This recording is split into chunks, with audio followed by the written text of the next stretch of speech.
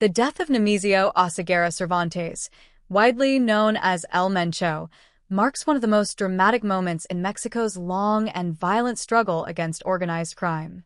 Mexican federal authorities confirmed today that the longtime leader of the Jalisco New Generation Cartel, CJNG, was killed during a large-scale military operation in the state of Jalisco.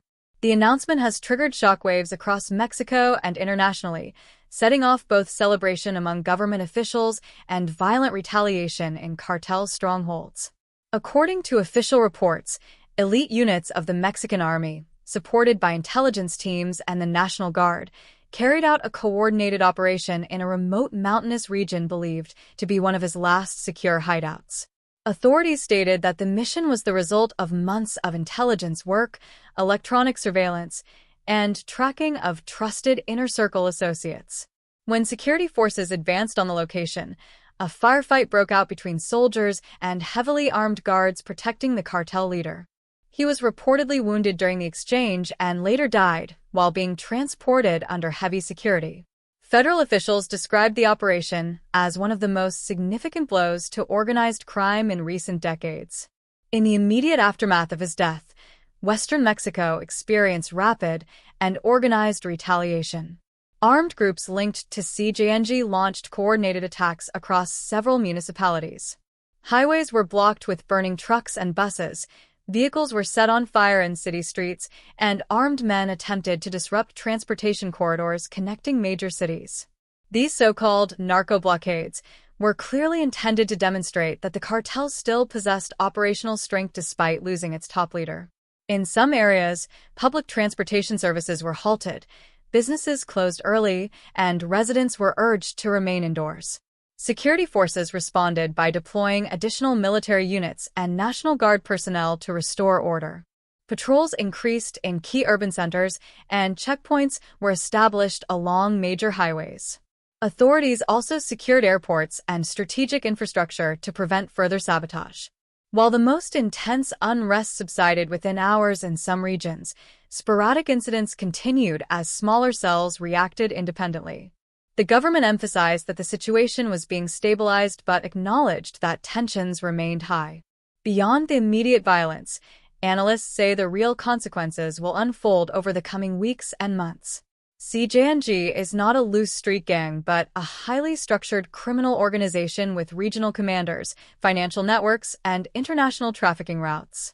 Under El Mencho's leadership, the cartel expanded aggressively, gaining control of smuggling corridors and diversifying into extortion, fuel theft, illegal mining, and other criminal enterprises.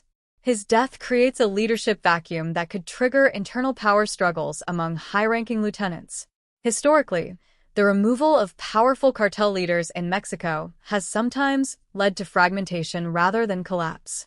Competing factions may attempt to assert dominance, potentially leading to clashes both within the organization and with rival cartels seeking to seize territory. Such instability can temporarily increase violence as criminal groups reposition themselves. Some experts warn that splinter groups might operate with less centralized control, making them more unpredictable. At the same time, authorities argue that eliminating a figure of El Mencho's influence weakens coordination at the highest level and disrupts strategic decision-making. Internationally, officials in the United States welcomed the development, noting that CJNG had become a major supplier of fentanyl and methamphetamine to North American markets. His removal may disrupt certain trafficking operations in the short term, though experts caution that supply chains often adapt quickly. For civilians in affected areas, the days following his death have been marked by uncertainty. Schools temporarily suspended classes in some districts, and businesses limited operations due to security concerns. Social media circulated images of military convoys and damaged vehicles, reinforcing public anxiety. However, local governments have worked to restore a sense of normalcy, reopening transportation routes and encouraging residents to resume daily activities as security presence remains visible. In broader terms, El Mencho's death represents both a symbolic and operational milestone. Symbolically, it signals that even the most elusive cartel leaders are not beyond the reach of the state. Operationally, It disrupts the command structure of one of Mexico's most powerful criminal organizations.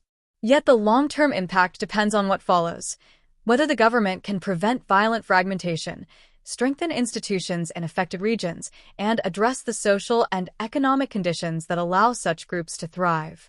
As security operations continue across western Mexico, the nation watches closely. The coming weeks will determine whether this moment becomes a turning point towards sustained stability or whether it sparks a new and turbulent phase in Mexico's ongoing confrontation with organized crime. Like and subscribe for more trending news.